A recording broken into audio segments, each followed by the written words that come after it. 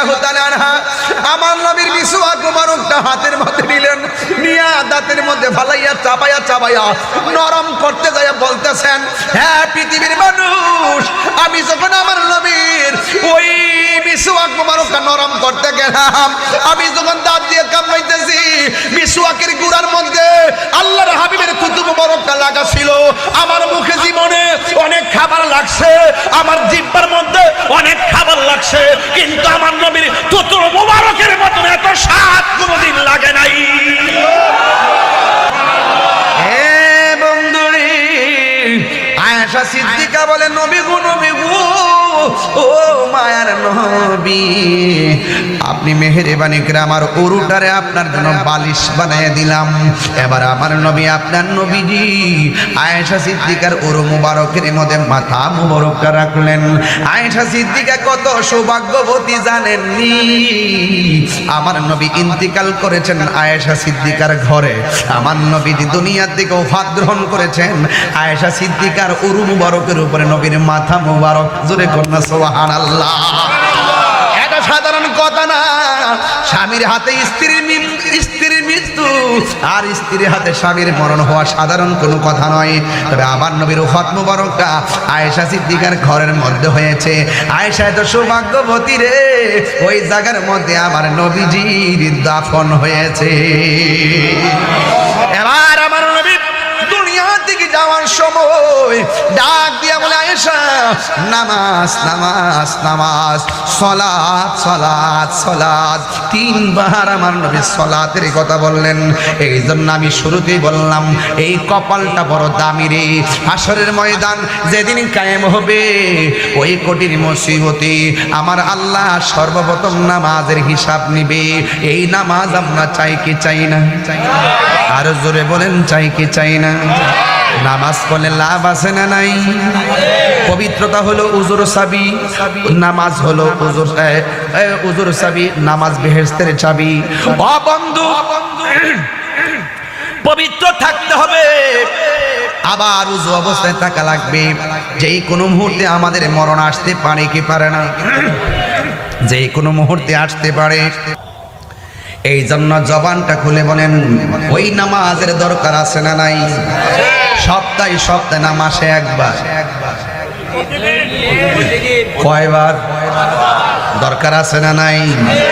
আরো জোরে আছে না নাই? 5 ওয়াক্ত নামাজ পড়লে সাধারণ বান্দা খাঁটি 2 ওয়াক্ত নামাজের পাশাপাশি যারা নফল ইবাদত করে, এরা আর বান্দা থাকে না, এদেরকে আমার আল্লাহ বন্ধু বানায় আনে।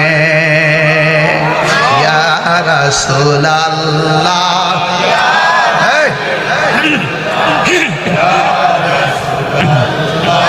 ইয়া হাবিবাল্লাহ, ইয়া রাসূলুল্লাহ, ইয়া রাসূলুল্লাহ। গভীর মনোযোগ, যেই কথাটা বলতে চেয়েছি, আফদালুল ইবাদত সালাত, সর্বোত্তম ইবাদত হলো নামাজ। নামাজের আগে ওযু আছে না নাই? কতক্ষণ আছে না নাই? আমার নবী বলে, উম্মত যারা ওযু করার আগে বিসমিল্লাহ বলে ওযুটা শুরু করবে, ওযুটা শেষ হওয়ার আগ পর্যন্ত ফেরেশতারা বান্দার জন্য গুনাহ মাফ চাইতে থাকে। ওযু করার সময় যারা 2টা হাত দৌত করে, এই হাত দিয়া যত গুনাহ করে, আমার আল্লাহ ওযুর পানির সঙ্গে মাটিতে ফেলে দেয়। এরপরে যখন কুলি করে, এই কুলির পানির সঙ্গে মুখের গুনাহগুলা ছড়ায়া ফালায়া দেয়। ও বন্ধুরে, যখন মুখমণ্ডল দৌত করে, তখন চোখের গুনাহগুলা মাটির মধ্যে জড়ায়া ফালায়া দেয়। এবার যখন বান্দা ওযুটা শেষ করে, শেষ কইরা আসমানের দিকে তাকাইয়া যখন বান্দা কালিমায়ে শাহাদা পড়ে, আমার আল্লাহ তার জন্য 8টা জান্নাতের দরজা খুলে দেয়। তাইলে ওযু করলে করার মতো করতে হবে। 1 নম্বরে শরীর পাক, 2 নম্বরে জামা পাক, 3 নম্বরে 17 টাকা, 5 নম্বরে খাড়া হওয়া, এই জায়গা পাকও লাগবে, শরীর পাকও লাগবে, উযু করা লাগবে করার মতন, কিবলামুখী হওয়া লাগবে হওয়ার মতন। ইন্নী ওয়াজ্জাহতু ওয়াজহিয়া লিল্লাযী ফাতারাস সামাওয়াতি ওয়াল আরদা হানিফাও ওয়া মা আনা মিনাল মুশরিকিন। একদম আল্লাহর দিকে মুতাওয়াজ্জহ হবে, এমন ভাবে তুমি নামাজ পড়বা যেন তুমি আল্লাহরে দেখতেছো। আর আল্লাহরে যদি দেখতে না পারো তাইলে এই বিশ্বাস রাখবা স্বয়ং আল্লাহ আমাকে দেখতেছেন, দেখে কি দেখে না। এই জন্য আমার নবী, আপনার নবী রাহমাতুল লিল আলামিন বলেন, হাসরের ময়দানে সর্বপ্রথম হিসাব হবে নামাজের হিসাব। এখন যদি কবরে যান, খবর নিয়ে দেখেন পোষাইনগরে, অনেক পোষাইনগরে কবরে যায়া দেখেন বেনামাজিরে কবর কেমনে মাটি চাপা দিছে, সে বুঝে আর সে বুঝে। বেনামাজির কবরে এমন করে মাটি চাপা মারে, ডান পাশের হাড্ডিগুলো বাম পাশের হাড্ডির ভিতরে ঢুকে যায়। ওই কবরটা কেমন জায়গা, যারা যায় তারা সারা বুঝে না। উপরের মানুষ আর নিচের মানুষ এক জিনিস নারী। ওয়ামা ইয়াস্তাবিল আহইয়া ওয়ালাল আমওয়াত, যারা জিন্দা যারা মুর্দা তারা এক হতে পারে না। এই জন্য যুবক, যারা জিন্দা এরা পানির প্রয়োজন লাগলে পানি খাইতে যায়, আর কবরের মধ্যে যারা আছে এরা কষ্টে থাকলে কাউরে বলতে পারে না আমারে বাঁচাও, আমারে বাঁচাও, আর বলার কোনো সুযোগ নাই। ও বন্ধু রে, ও বন্ধু রে, ও বন্ধু, এই কবর বড় সাংঘাতিক জায়গায়। এই মুহূর্তে বৃষ্টি যদি হয়, ঘরের মধ্যে ফুটা থাকলে চালটা বন্ধ করে দেয় যেন পানি না পড়ে। অথচ পোষাইনগরে বহুত কবর, ছিদ্র দিয়া পানি ঢুকতে ঢুকতে গলা পর্যন্ত হয়ে গেছে, কিন্তু কবরের মানুষটা বলার কোনো বাসা নাই রে। এইভাবে শীতে পড়ে আছে, এইভাবে বৃষ্টিতে পড়ে আছে, কিসের সাদের দেহ। কবরে যখন নামাই দেয়, মুখটা খুললে দেখো কেমন দেখা যায়। আর মনে মনে বইল, কিরে ভাই কবরে যে শুয়ে গেলি সম্পদ কই রেখেছস, জিফুত কই রেখেছস, কেউ নাই, সঙ্গে যাবে ঈমান আর আমল, ঠিক কিনা? আমার মরণের কতদিন বাকি আমি জানিলাম না গো আল্লাহ, দিন বাকি আমার মরণের জানিলাম না গো আল্লাহ, মরণের কত দিন বাকি।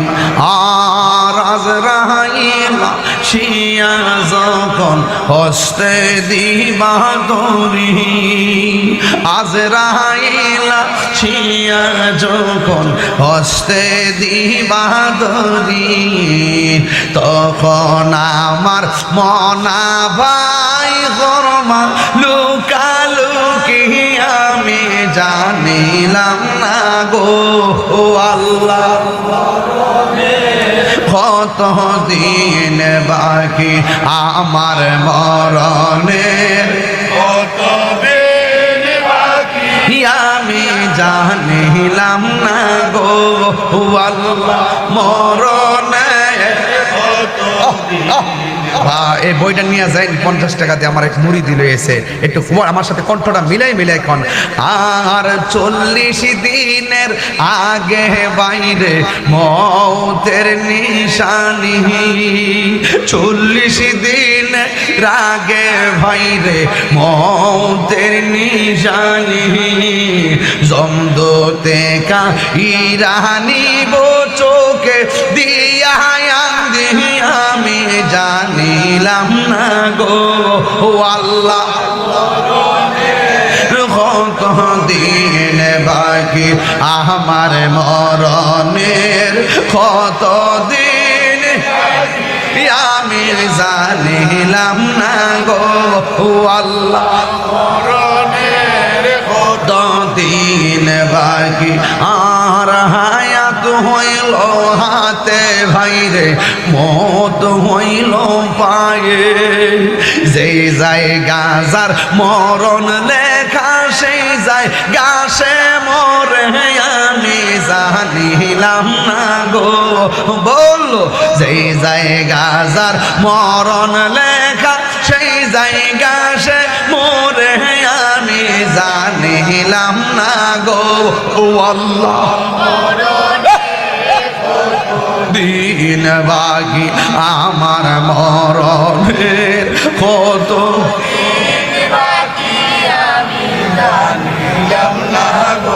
ও আল্লাহ মরণের কত দিন বাকি আর মরণের কত দিন বাকি একটা জবানও বন্ধ রাখবেন না হায়াতের মালিককে নামাজ পড়বেননি নামাজ পড়লে লাভ আসেনি নবী বলে উম্মত উম্মত আমি যখন মেরাজে গেলাম আমি দেখলাম সবচাইতে কঠিন আযাব হলো বেনামাজির কবরের আযাব এই জন্য যুবক হাসরের ময়দান যদি কায়েম হবে গো আমার নবী বলেন যৌবনকালে যার ইবাদতের সংখ্যা বেশি হবে আমার আল্লাহ তাদের জন্য আরশে আজিমের ব্যবস্থা রেখে দিয়েছে আরশে আজিমের ছায়া পাবে যৌবনকালে যার ইবাদত বেশি হবে আরশে আজিমের নিচে ছায়া পাবে যারা ন্যায় বিচার করবে আরশে আজিমের মধ্যে যা ওই মানুষগুলি ছায়া পাবে যারা আল্লাহর ডরে গুনার কাজ ছাইরা দিছি ও বন্ধু এমন গুনাহ করছি আমার স্ত্রী জানে না এমন গুনাহ করছি আমার বন্ধু জানে না যা কেউ জানে না জবানটা খুলে বলুন জানে কে আরো বড় করে কোন জানে কে হায় রে ও বন্ধু ওই কঠিন হাসরের ময়দানের কথা বলতে বলছেন কি বলবো হাসরের কথা এত বন্ধু ডানে বামে বসে আছে হাসরের মাঠে একটা বন্ধু আর একটা বন্ধুর পরিচয় দেওয়ার সুযোগ নাই সবার মুখের মধ্যে শুধুমাত্র ইয়া নাফসি নাফসি বলে কাঁদবে বেনামাজি হইলে অবস্থা ভয়াবহ হবে তবে কিছু কিছু মানুষ হাসরের মাঠে পুলসিরাতে দৌড় দিবে আল্লাহ বলবে কোথায় যাও কয় আমি জান্নাতে যাই কয় কিসের গুণে তুমি জান্নাতে যাও কয় আমি নামাজ পড়ছি 5 ওয়াক্ত আল্লাহ বলে তুমি মিথ্যা বলছো আমাকে খুশি করার জন্য নামাজ পড়ো নাই নামাজ পড়ছো মানুষ তোমারে মুসল্লি কইবার লাগা এমন কিছু মুসল্লি সমাজে আছে না ইলাহা ইল্লাল্লাহ সর্বোত্তম জিকির হলো লা ইলাহা ইল্লাল্লাহ আর আফদালুল ইবাদাতুস সালাত সর্বোত্তম ইবাদত হলো নামাজ নামাজ নামাজ আল্লাহর হাবিব যখন দুনিয়া থেকে বিদায় হয়ে যাবেন আল্লাহর হাবিব যখন দুনিয়া থেকে শরীয়তের পর্দার আড়াল হয়ে যাবেন ওই মুহূর্তে আমার নবী ডাক দিয়ে কায়েশা তোমার বাবাকে ডাকো সিদ্দিক আকবর আসলেন সুবহানাল্লাহ আয়েশা বলার পরে আবু বকর আমি নবীর শরীরটা বেশি ভালো না তুমি মসজিদের মধ্যে যায়া নামাজের ইমামতি করবা সুবহানাল্লাহ কইতেন না নবীর মেহরাবে দাঁড়াইবার অনুমতি যেই লোকটা পায় লোকটার দাম কি কম না বেশি আরো বড় করে কম না বেশি সারা পৃথিবীর নেক যদি এক পাল্লায় রাখা হয় ওই আবু বকরের এক রাইতের সমান হবে না আল্লাহু আকবার বলেন কেন আবু বকর সিদ্দিক রাদিয়াল্লাহু তাআলা আনহু বলেন ইয়া রাসূলুল্লাহ নবী গো ও নবী ইয়া রাসূলুল্লাহ আপনার মেহরাবে আমি দাঁড়াবো আমার পা কাঁপতেছে আমার মন সাহসে কুলাই না আমি কেমনে দাঁড়াবো আমার নবী বলে আবু বকর তুমি ভুলে যেও না তোমাকে যিনি হুকুম করতেছেন তিনি রহমাতুল লিল আলামিন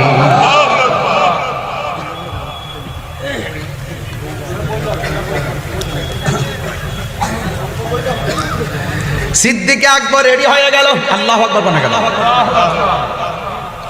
যায়া সুন্দর করে মেহরাবের মধ্যে দাঁড়াইছে।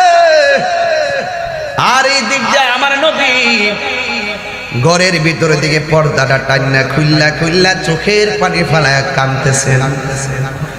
আয়েশা বলে, নবী গো, মায়ার নবী, আপনি মসজিদে যেতে পারেন নাই, পর্দা খুললা চোখের পানি ফেলে কেন কান্না করেন?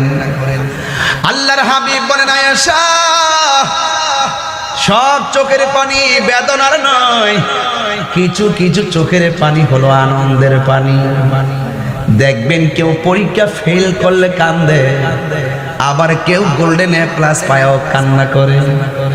একটা হলো শুকরিয়ায় আনন্দের কান্না, আর একটা হলো হারানোর কান্না। আয়েশাকে ডাক দিয়ে, আয়েশা গো, আমার চোখের পানি আজকে বেদনার পানি নয়, আমার চোখের পানি হলো আনন্দের পানি। কই কেন? দেখছো নি, আমি নবী অর্ডার করলাম, আবু বকর দাঁড়াইছে, আবু বকরের পিছনে সাহাবায়ে কেরাম কেমনে লাইন ধরে দাঁড়ায় গেছে। আমার যা দাওয়াত ছিল, দায়িত্ব যেন সব আমি পৌঁছাইয়া দিয়ে গেছি। এইভাবে কিয়ামত পর্যন্ত মসজিদের মেহরাবটা আমার উম্মতে পাহারা দিয়া রাখবে। দেখবেন মসজিদে মুসল্লি না ইমাম আছে, কথা বলেন, ইমাম আসেনি? হ্যাঁ, কষ্ট হচ্ছে আপনাদের? কষ্ট হচ্ছে না তো নাকি? আজকের পরিবেশটা খুব ভালো লাগতেছে না? নিয়ত করেন, যা শুনতেছেন আমল করবেন, তাই চলবে, মাহফিল সাকসেস হয়ে যাবে। আমার মন মানসিকতা বেশি ভালো না, খুব বেশি লম্বা করবো না, খুব মনোযোগ। এবার আল্লাহর হাবিব চোখের পানি ফেলায় কান্দ, আল্লাহু আকবার কোন কেন? এরপরে আয়েশা গো, আয়েশা, আয়েশা কেটা জানেননি? আমার নবীর স্ত্রীর মধ্যে সবথেকে সুন্দরী, অনেক আদর করতেন আমার নবী। আপনার নবী আয়েশা সিদ্দিকা রাদিয়াল্লাহু তাআলা আনহাকে ডাক দিয়ে বলে, আয়েশা, সাহাবীদেরকে ডাকো, জামাত চলতেছে, আমার মন ঘরে টিকে না রে আয়েশা। আল্লাহর হাবিব অসুস্থ শরীর নিয়ে দুইটা সাহাবীর কাঁধের মধ্যে ভর কইরা ওই মসজিদে নববীর মধ্যে মেহরাবের সামনে হাজির হয়ে গেছি। আল্লাহু আকবার বলেন কেন? তারপরে আমার নবী ঘরে যখন আসলেন, আসার পরে বলে, আয়েশা গো, আমার শরীরটা যেন কেমন কেমন লাগে, ও আয়েশা, একটা বালিশ দাও, একটা বালিশ আনবেন। আয়েশা বলে, নবী গো, মায়ার নবী, দয়ার নবী, আপনি যদি মনে না কিছু করেন, আমার উরুটারে আপনার জন্যে বালিশ বানাইয়া দিলাম। আয়েশা কেমন জানেননি? যিনি আমার নবীর জবান মুবারক দিকে হাদিস শুনলেই মুখস্থ করে ফেলতেন, লেখার প্রয়োজন হতো না, খুব মেধাবী। যিনি মুফসিরিন রিওয়ায়াতকারী 7 জনের মধ্যে একজন, যিনি 2210টি হাদিস বর্ণনা করেছেন, আর সর্বোচ্চ হাদিস রিওয়ায়াত করেছেন আবু হুরায়রা 5374টি। ওই আয়েশা সিদ্দিকা রাদিয়াল্লাহু তাআলা আনহাকে প্রশ্ন করেন, আয়েশা, আপনি তো নবীর সঙ্গে ঘর সংসার করেছেন, নবীর চরিত্রটা কেমন ছিল আপনি তো ভালো করে বলতে পারেন। আয়েশা সিদ্দিকা বলেন, পৃথিবীর মানুষ, নবীর চরিত্রটা কেমন জানোনি? গোটা কোরআন শরীফটাই হইল আমার নবীর চরিত্র। কোরআন শরীফের মধ্যে জের জবর পেশের মধ্যে যেমন কোনো চুল পরিমাণ সন্দেহ নাই, আমার নবীর চরিত্রের ভিতরেও চুল পরিমাণ কোনো কালিমা নাই। এসা, আপনি তো নবীর সঙ্গে ঘর সংসার করেছেন, নবী দেখতে কেমন? আয়েশা কয়, পৃথিবীর মানুষ, আমি রাতের বেলায় নবীর চেহারা মুবারকের দিকে তাকাইতাম, আর চাঁদের দিকে তাকাইতাম। আমার নবীর চেহারা যখন নূর বেশে উঠত, আকাশের চাঁদের আলো হার মেনে যেত। আল্লাহু আকবার কোন কেন? আয়েশা নবী দেখতে কেমন ছিল শুনুন। আয়েশা সিদ্দিকা রাদিয়াল্লাহু তাআলা আনহা বলেন, হে পৃথিবীর মানুষ, শুনো শুনো, মিশরীয় মেয়েরা ইউসুফ নবীরে দেখা ফল কাটতে যায় আঙ্গুল কাটটা ফেলাইছে, টের পাই নাই। ইউসুফ নবীর দেখা মেহেরা ফল কাটছে, টের পাই নাই, আঙ্গুল কাইটা ফেলাইছে, টের পাই নাই। ওই মজলিসের মধ্যে যদি আমার নবী আপনার নবী থাইতো, মিশরীয় মেয়েরা নবীর সুন্দর, নবীর চেহারা মোবারক এত সুন্দর, মিশরীয় মেয়েরা ফল কাটতে যাইয়া আঙ্গুল তো দূরের কথা, তাদের কলিজাটা কাইটা খান কান পিড়ে ফেলাইতো, এরপরেও যাররা পরিমাণ টের পেত না। আর ওদের আল্লাহ আকবার করেন না কেন? হায় রে, হে আমার পৃথিবীর মানুষ, ও পুসাই নগরের বাবা, ও কুলাউড়ার বাবা, আমার নবী আপনার নবী এত সুন্দর। আমার নবীর আয়েশা কই, নবী গো আমার উরুটা আপনার জন্য একটা বালিশ বানাইতাম। আমার নবী বলে, হ্যাঁ আয়েশা, ও আয়েশা আমার জন্য মিসওয়াকটা নিয়ে আসো। মিসওয়াকটা নিয়ে আসলেন। আমার নবীর মিসওয়াকটা দেওয়ার সময় আয়েশা বলেন, ইয়া রাসূলুল্লাহ আপনার মিসওয়াক মোবারক একটু শক্ত, মেহেরবানি করে আমি দাঁত দিয়ে একটু নরম কইরা দেই। আয়েশা সিদ্দিকা রাদিয়াল্লাহু তাআলা আনহা আমার নবীর মিসওয়াক মোবারকটা হাতের মধ্যে নিলেন, নিয়া দাঁতের মধ্যে ফালাইয়া চাবাইয়া চাবাইয়া নরম করতে যাইয়া বলতেছেন, হ্যাঁ পৃথিবীর মানুষ, আমি যখন আমার নবীর ওই মিসওয়াক মোবারকটা নরম করতে গেলাম, আমি যখন দাঁত দিয়ে কামড়াইতেছি, মিসওয়াকের গুড়ার মধ্যে আল্লাহর হাবিবের থুতু মোবারকটা লাগা ছিল। আমার মুখে জীবনে অনেক খাবার লাগছে, আমার জিহ্বার মধ্যে অনেক খাবার লাগছে, কিন্তু আমার নবীর থুতু মোবারকের মতন এত স্বাদ কোনোদিন লাগে নাই। জীবন তুমি মরণ আধার ঘরে, তুমি জীবন তুমি মরণ আধার ঘরে, তুমি মোদের, তুমি মোদের, তুমি নিদানে কোরআনে ওয়ালা, ইয়া রাসূলুল্লাহ ইয়া হাবিবাল্লাহ, ইয়া রাসূলুল্লাহ ইয়া রাসূলুল্লাহ, তুমি মোদের আশার আলো, তাই তো তোমায় বাসি ভালো, তুমি মোদের আশার আলো, তাই তো তোমায় আর হৃদয় নামের ফুলদানিতে, হৃদয় গেতে রেখেছি প্রেমের মালা, ইয়া রাসূলুল্লাহ ইয়া হাবিবাল্লাহ, ইয়া